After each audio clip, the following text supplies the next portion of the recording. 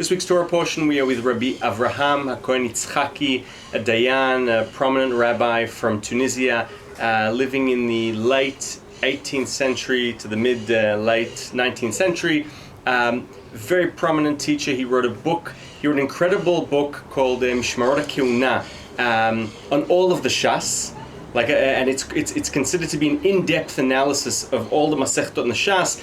In fact, the former chief rabbi of Libya, Rabbi Yizhaki Buchbeza, says that he knows that it's said of Rabbi Avraham Yizhaki ha-Cohen that he studied the Shas, the Talmud, 3 times in depth.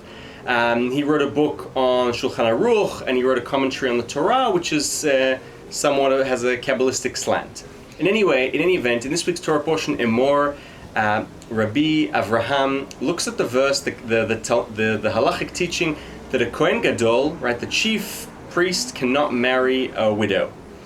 And he asks an amusing question. He says, why is this the case? Why can't a Kohen Gadol marry a widow, right? We're told that the other Kohanim can marry a widow, but the Kohen Gadol can't. Why is that the case? Why the differentiation?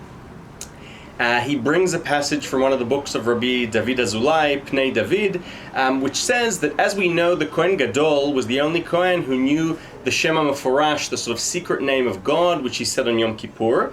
And we know that the Shem HaMeforash, this name of God, could be used to do, in any number of things, including kill a person. And so our fear is that if the Kohen Gadol saw a woman and wanted to take her as his wife, he would use the Shem HaMeforash as the Kohen Gadol that he knew, kill her husband, she would become a widow, and then he would take her.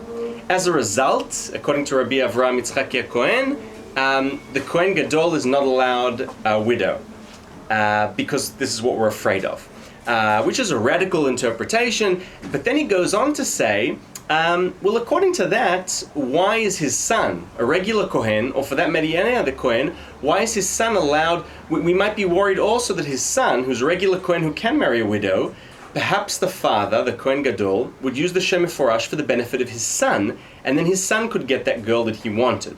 However, he brings a passage in the Talmud, in the Yerushalmi, in fact, several passages that point to the conclusion that a father will not transgress for his son or even for his brother, and as such we are not worried for this, and therefore it is only the Kohen Gadol who cannot marry a widow, because we are afraid he is going to use the divine name, Shem HaMeforash, the secretive divine name, to get the woman that he wants. Thoughts, a radical interpretation to the verse from this week's Parasha of Emor from Rabbi Avraham Yizhaki ha-Cohen, one of the great Dayanim of Tunisia. Shabbat Shalom.